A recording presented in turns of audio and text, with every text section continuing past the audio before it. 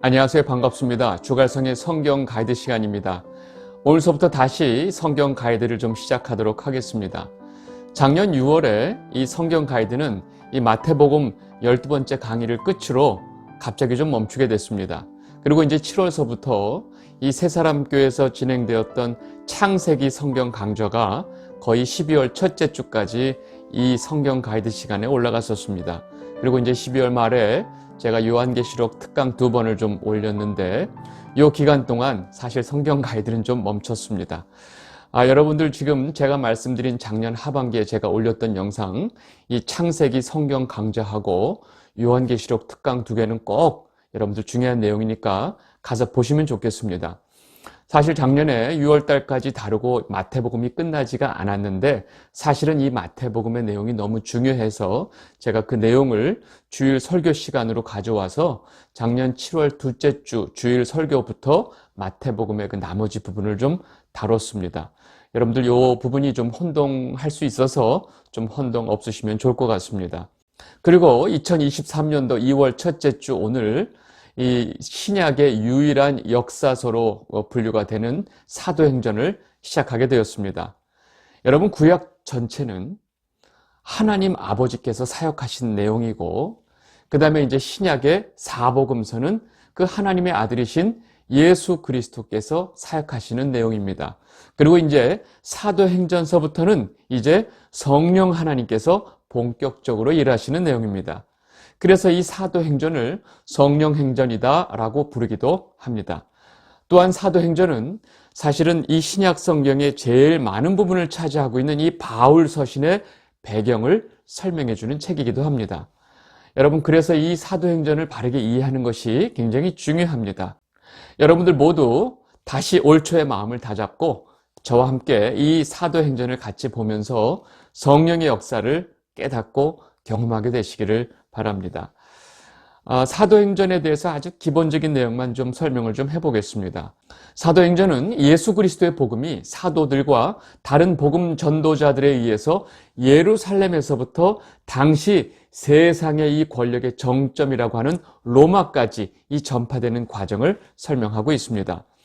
사도행전 1장서부터 12장까지는 예루살렘과 유대와 사마리아의 복음이 이 사도들에 의해서 전파되는 과정을 아주 상세하게 설명을 하고 있습니다.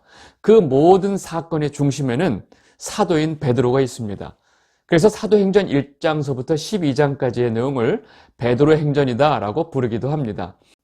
그리고 이후에 13장서부터 사도행전 마지막 장인 28장까지는 바울에 의해서 마침내 이 예수 그리스도의 복음이 이방 지역으로 또 이방인들에게 전파되기 시작하면서 결국 로마까지 전파가 되는 과정을 아주 상세히 설명을 하고 있습니다.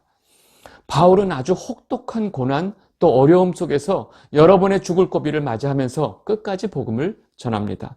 그리고 마침내 예루살렘에서 와서 다시 붙잡힌 바울은 죄수의 몸으로 로마까지 가게 됩니다. 그리고 바울은 그 로마에 가서 만나는 사람마다 예수 그리스도의 복음을 전하게 됩니다. 이렇게 바울에 의해서 이 이방인들에게 예수 그리스도의 복음이 전해지는 과정을 설명하고 있는 13장서부터 28장까지의 내용을 바울 행전이다 라고 또 부르기도 합니다. 이렇게 사도행전에는 이 앞전에는 베드로 또 후반부에는 바울이 중심이 되어서 예수 그리스도의 복음이 전해지는 과정을 아주 상세히 설명하고 있습니다. 그러나 그 바탕, 그 이면에는 이 두 사도 베드로와 바울을 이끄시는 그 성령의 역사가 곳곳에서 부각이 되고 있습니다. 결국 사도행전에 나오는 복음 전파의 역사를 이끄시는 주체는 베드로도 아니고 바울도 아니고 바로 성령 하나님이시라는 사실을 이 사도행전은 정확하게 보여주고 있다는 것입니다. 그래서 사도행전을 성령행전이다 라고 부르는 것입니다. 여러분, 사도행전은 누가 썼을까요? 네, 여러분들이 잘 알다시피 누가가 썼습니다.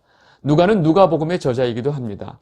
누가는 이 바울의 가장 충실한 동역자인데 바울이 제2차 전도 여행 때 여행 중에서 바울을 만나게 됩니다. 그리고 그 이후에 이 누가는 바울과 같이 전도 여행을 다니게 되고 또 예루살렘까지 같이 가서 죄수의 몸으로 로마에 가는 이 모든 여정에 누가는 같이 동행을 하게 됩니다. 그래서 누가는 바울이 로마에 갇혀 있을 때에도 바울과 함께 있었습니다. 여러분, 사도행전은 여러 가지 특징들이 있는데 아주 간략하게 몇 가지만 보겠습니다. 신약 성경에서 사도행전은 유일하게 역사서로 분류가 됩니다. 사도행전은 그 예수 그리스도의 복음이 예루살렘에서 유대 지역, 사마리아, 그리고 로마에까지 퍼져나가는 이 초대교회의 역사를 아주 소상히 기록하고 있기 때문에 그렇습니다. 무엇보다도 사도행전은 이 성령의 역사를 기록한 책입니다. 오순절 성령 강림으로 시작된 이 사도행전의 모든 복음 전도의 역사가 곳곳에 이루어지는 아주 그 생생한 장면을 이 사도행전이 기록하고 있다는 것입니다.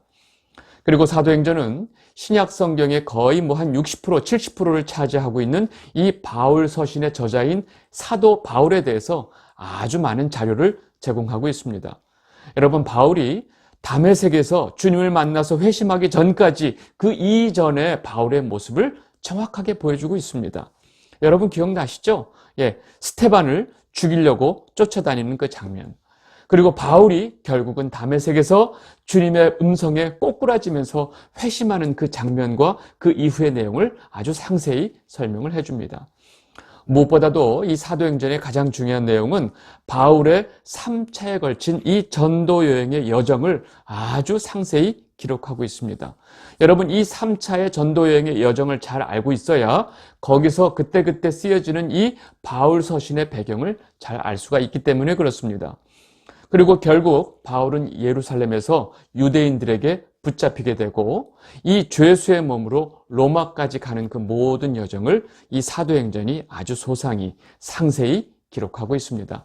여러분, 사도행전이 어떤 내용이고 또 어떤 이야기를 하는지 개략적인 설명은 여기까지 하고 이제 사도행전 본문의 내용을 좀 보도록 하겠습니다. 사도행전 1장 1절에서 2절 말씀 보겠습니다. 데오빌로요, 내가 먼저 쓴 글에는 무릇 예수께서 행하시며 가르치시기를 시작하신부터 그가 택하신 사도들에게 성령으로 명하시고 승천하신 날까지의 일을 기억하였노라. 여러분, 사도행전에 처음 나오는 이 1절과 2절의 내용은 여러분 금방 아시겠죠? 지금 누가는 이 사도행전 전에 앞에 자신이 썼던 이 누가복음에 대해서 말을 하고 있습니다. 여러분, 이러한 설명을 볼 때 지금 누가가 쓴 이 사도행전은 이 누가복음의 후편, 1편이 누가복음이고 2편이 사도행전이다라고 보시면 됩니다. 그리고 지금 누가가 말한 대로 이 누가복음의 마지막 부분에는 예수님이 제자들을 떠나시는 그 승천 장면을 아주 간략히 기술하면서 누가복음이 마무리가 됩니다. 이 누가복음 마지막을 좀 보도록 하겠습니다. 누가복음 24장 50절에서 53절입니다. 예수께서 그들을 데리고 베다니 앞으로 나가사 손을 들어 그들에게 축복하시더니 축복하실 때 그들을 떠나 하늘로 올려지시니 그들이 그에게 경배하고 큰 기쁨으로 예루살렘에 돌아가 늘 성전에서 하나님을 찬송하니라. 아멘. 여러분, 이것이 누가복음의 마지막 장면인데 누가복음의 이렇게 마지막은 이렇게 예수님께서 제자들을 떠나서 승천하시는 장면을 아주 간략히 설명을 하고 있습니다. 그런데 사도행전은 이 부분을 좀 더 자세히 설명하면서 사도행전 1장의 내용을 시작합니다. 예수님께서 고난을 받으신 이후에 그리고 부활하셨죠. 부활하신 이후에 다시 제자들에게 나타나셔서 40일 동안 제자들에게 보이시고 마지막으로 또 제자들에게 가르쳐 주시고 당부하시고 승천하시기까지 과정을 굉장히 자세히 설명을 하고 있습니다. 사도행전 1장 3절입니다.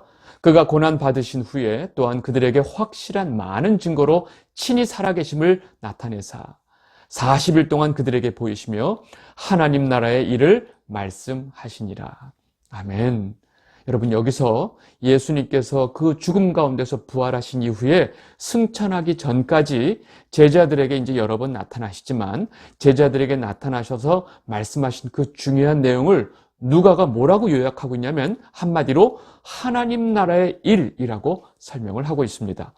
이렇게 누가가 마지막 예수님께서 승천하시기 전에 제자들에게 나타나신 이 사건을 다시 다루는 이유는 예수님께서 승천하시기 전에 제자들에게 너희가 앞으로 성령의 세례를 받게 될 것이다. 그러니까 너는 그때를 기다려야 한다라는 이 말씀을 강조하기 위해서 그렇습니다.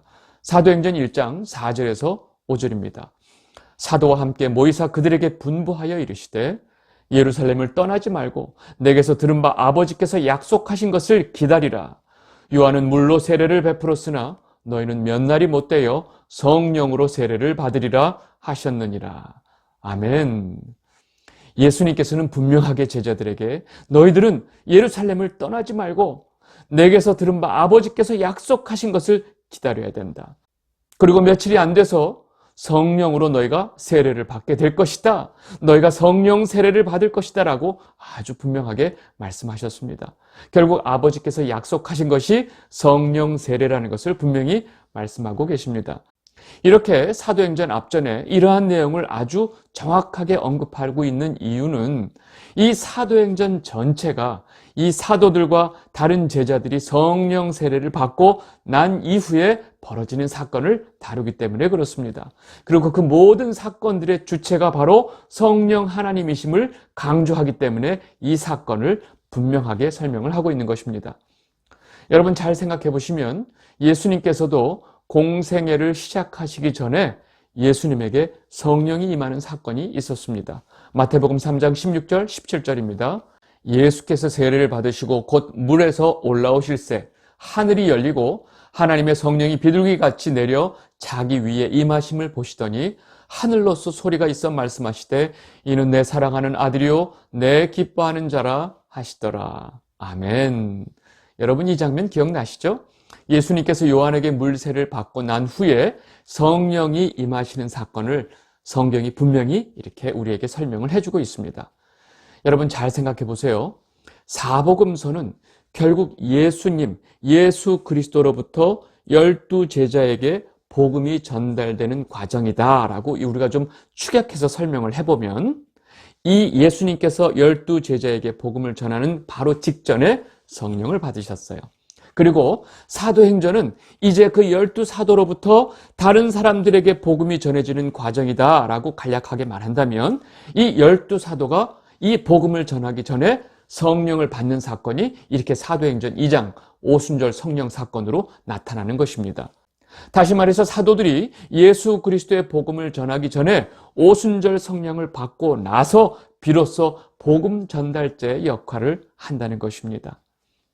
이 영상을 보고 계신 주갈성 성도 여러분, 우리는 여기서 굉장히 중요한 영적, 성경적인 원칙을 알 수 있습니다. 다시 말해서 지금 성경이 말하고 있는 이 원칙은 복음을 전하기 전에 반드시 성령을 받게 된다는 것입니다. 우리가 예수 그리스도의 복음을 깨닫기 위해서도 성령의 도우심 없이는 불가능합니다. 여러분 예수 그리스도의 복음을 깨닫지도 못하고 어떻게 전할 수 있겠습니까? 그러니까 복음을 전할 때 성령을 받지 않고 예수 그리스도의 복음을 전한다는 것은 불가능하다는 것입니다. 여러분 이 원칙은 예수님도 또 예수님의 제자 12 사도들도 그대로 적용이 되었다는 것입니다. 여러분들 모두가 여러분 안에 계신 성령으로 인해서 예수 그리스도의 복음을 바르게 정확하게 깨닫게 되시길 바라고 또 깨달은 그 복음이 여러분들 입을 통해서 다른 사람들에게 전달되어지는 여러분들이 그 복음 전달자의 역할을 하게 되시기를 진심으로 바랍니다. 우리 다음 장면 보겠습니다. 사도행전 1장 6절에서 7절입니다. 그들이 모였을 때에 예수께 여쭈어 이르되 주께서 이스라엘 나라를 회복하심이 이때니까 하니 이르시되 때와 시기는 아버지께서 자기의 권한에 두셨으니 너희가 알 바 아니요. 여러분 갑자기 이 장면이 나오는데 좀 내용이 놀랍습니다. 예수님께서 승천하시기 전에 제자들이 결국은 다급하게 예수님께 질문하는 그 질문의 내용이 바로 뭐냐면 이스라엘 나라의 회복이 이때니까.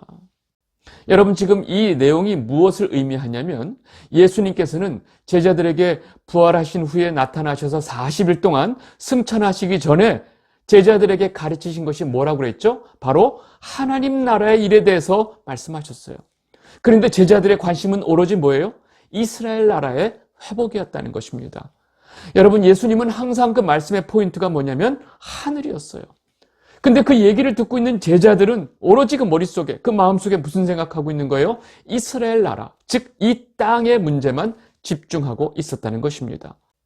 여러분, 누가가 이 장면을 통해서 무엇을 얘기하고 있냐면 성령을 받기 전까지 제자들의 상태를 그대로 폭로하고 있는 겁니다. 어떤 상태라는 거예요? 오로지 땅에만 집중하고 있는 모습을 지금 적나라하게 보여주고 있다는 것입니다.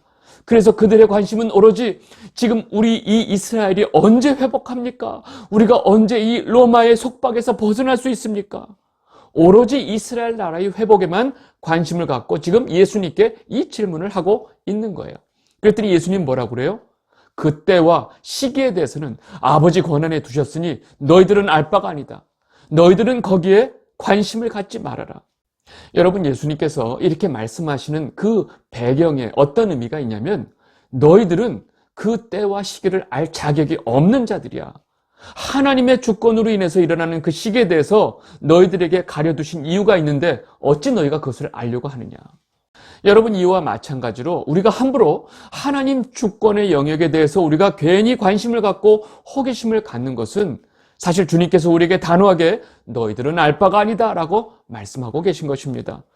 여러분, 하나님께서 우리에게 보여주신 것에 대해서 우리가 집중해야지 하나님께서 하나님의 권한 안에 두시고 우리에게 보여주시지 않은 것에 대해서 보통 사람들은 너무나 집중하고 있다는 것입니다. 여러분, 주님께서는 제자들에게 진짜 너희들이 관심 가져야 할 것은 앞으로 너희가 성령을 받고 내 증인이 되는 것이다 라고 그 다음 말씀을 해주시는 것입니다. 사도행전 1장 8절입니다. 오직 성령이 너희에게 임하시면 너희가 권능을 받고 예루살렘과 온 유대와 사마리아와 땅끝까지 이르러 내 증인이 되리라 하시니라. 아멘. 여러분, 이 말씀이 사실은 이 사도행전의 주제가 되고 이 사도행전의 내용의 흐름을 그대로 요약해주는 말씀이 되는 것입니다. 실제로 사도들은 이 오순절 성령을 받은 이후에 예루살렘에 먼저 예수 그리스도의 복음을 전하게 되고 그 이후에 유대 지방, 그리고 사마리아 지방, 그리고 이제 바울을 통해서 더 세상 끝, 즉 온 이방 나라 로마까지 복음을 전하게 되는 것입니다. 여러분, 이 말씀에서 우리가 절대로 놓치면 안 되는 중요한 부분이 있습니다. 그것은 바로 예수님께서 제자들에게 내 증인이 되리라 라고 분명하게 말씀하신 것입니다. You will be my witness. 여러분, 이 말씀에서 제자들이 증인이 된다는 것은 누구의 의지라는 거죠? 바로 예수님께서, 주님께서 내가 내 의지를 가지고 너희를 내 증인으로 만들 것이다 라고 말씀하신 거예요. 너희들은 앞으로 애쓰고 수고해서 내 증인이 되도록 노력해야 돼 라고 명령하신 게 아니라는 거죠. 너희는 성령을 받게 될 것이고 또 성령을 받은 이후에 내 증인이 될 것이다 라고 예수님께서 예수님의 주체로 이 모든 말씀을 하셨다는 사실을 우리는 절대로 놓치면 안 됩니다. 이 영상을 보고 계신 주갈성 성도 여러분, 예수님의 증인으로 살아가는 것은 우리의 의지로 되는 것이 아니라는 것입니다. 절대로 사람의 자신의 의지를 가지고 예수 그리스도의 증인이 된다는 것은 불가능하다는 것입니다. 예수 그리스도의 부활하심을 증언하는 것은 오로지 우리 안에 계신 성령 하나님으로만 가능하다는 것입니다. 여러분, 이러한 사실은 우리가 평생 예수 그리스도의 증인의 삶을 산다 할지라도 그 공로를 내 것으로 삼을 수 없다는 것입니다. 왜요? 그 공로는 바로 주님의 것이기 때문에 그렇습니다. 그래서 우리가 할 수 있는 것은 부활하신 예수님의 증인으로 우리를 삼아주시고 그렇게 살게 해주신 것에 대해서 주님께 감사와 영광을 돌리면 되는 것입니다. 여러분, 이 부분 꼭 여러분들 기억하시면 좋을 것 같습니다. 결국 제자들에게 이렇게 중요한 말씀을 마치시고 예수님께서는 제자들이 보는 가운데 하늘로 승천하십니다. 사도행전 1장 9절입니다. 이 말씀을 마치시고 그들이 보는데 올려져 가시니 구름이 그를 가리어 보이지 않게 하더라. 이 땅에 오신 예수님께서 그 모든 사역, 그 모든 공생애와 마지막 십자가에서 돌아가셨다가 사흘 만에 부활하시고 부활하신 이후에 마지막 제자들에게 이 중요한 모든 이야기를 다 마치시고 영광스럽게 승천하시는 장면입니다. 이 영광스러운 주님이 승천하시는 모습을 제자들이 놀랍게 하늘을 넋을 잃고 쳐다를 보고 있는 거예요. 그런데 그때 두 천사가 제자들에게 나타나서 다음과 같이 말을 합니다. 사도행전 1장 10절에서 11절입니다. 올라가실 때 제자들이 자세히 하늘을 쳐다보고 있는데 흰옷 입은 두 사람이 그들 곁에 서서 이르되 갈릴리 사람들아 어찌하여 서서 하늘을 쳐다보느냐 너희 가운데서 하늘로 올려주신 이 예수는 하늘로 가심을 본 그대로 오시리라 하였느니라. 아멘. 여러분, 지금 이 두 천사가 제자들에게 했던 말의 가장 핵심이 뭐예요? 다시 오신다는 거죠. 이 두 천사는 제자들에게 너희가 하늘로 올라가신 그 예수가 다시 하늘을 통해서 오실 것이다 라는 사실을 분명하게 말하고 있습니다. 여러분, 이 사실은 예수님께서도 사도 요한을 통해서 말씀하셨습니다. 요한계시록 1장 7절입니다. 볼지어다 그가 구름을 타고 오시리라. 각 사람의 눈이 그를 보겠고 그를 찌른 자들도 볼 것이요 땅에 있는 모든 족속이 그로 말미암아 애곡하리니 그러하리라. 아멘. 여러분, 우리는 분명하게 예수님께서 다시 오신다는 그 사실을 분명히 알아야 합니다. 그리고 그 오시는 때는 역시 하나님의 권한에 두셨기 때문에 우리가 알 바가 아니라는 사실을 우리는 분명히 알아야 됩니다. 마태복음 24장 36절입니다. 그러나 그날과 그때는 아무도 모르나니 하늘의 천사들도 아들도 모르고 오직 아버지만 아시느니라. 여러분, 예수님께서 다시 이 땅에 오시는 그때는 심지어 예수님도 모르신다는 겁니다. 오로지 아버지만 아신다는 겁니다. 예수님께서 다시 오시는 그때에 대해서는 오로지 하나님 아버지의 권한에 두셨다는 사실입니다. 여러분, 이렇게 분명히 하나님 아버지의 주권에 두신 것을 우리가 자꾸 알려고 하면 될까요? 안 되죠. 그리고 또 누가 안다고 하면서 사람들을 미혹하는 것을 우리는 조심해야 됩니다. 우리는 주님이 다시 오실 때까지 우리에게 주신 그 사명을 잘 감당하면서 믿음을 지키면 되는 것입니다. 이렇게 예수님께서 승천하시는 모습을 보고 제자들이 다시 예루살렘에 돌아옵니다. 사도행전 1장 12절입니다. 제자들이 감람원이라 하는 산으로부터 예루살렘에 돌아오니 이 산은 예루살렘에서 가까워 안식일에 가기 알맞은 길이라. 여러분, 지금 이 말씀을 통해서 지금 제자들이 보는 가운데 예수님이 승천하신 장소가 어디라는 거죠? 바로 예루살렘 가까이에 있는 감람산이라는 것을 우리가 쉽게 알 수 있습니다. 여러분, 이 말씀 때문에 나중에 예수님께서 다시 오실 때 분명히 이 감람산으로 오신다고 믿는 사람들이 너무 많은 거예요.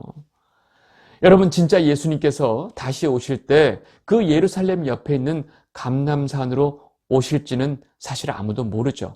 그런데 우리가 여러 말씀을 통해서 우리가 확실하게 알 수 있는 게 있습니다. 그것은 바로 뭐냐면 아까 우리 좀 전에 읽었던 요한계시록 1장 7절의 말씀을 보면 예수님께서 다시 오실 때 모든 족속이 그 예수님을 본다고 했습니다. 여러분, 모든 족속이 예수님이 오는 것을 알고 볼 수 있다는 것입니다. 그리고 예수님께서는 마지막 때에 거짓 그리스도와 거짓 선지자들을 너희는 조심해라. 그리고 그리스도가 여기 있다 저기 있다 하는 말을 절대로 믿지 말아라. 내가 분명히 말했다라고 말씀하세요. 마태복음 24장 23절 26절입니다. 그때에 사람이 너에게 말하되 보라 그리스도가 여기 있다 혹은 저기 있다 하여도 믿지 말라.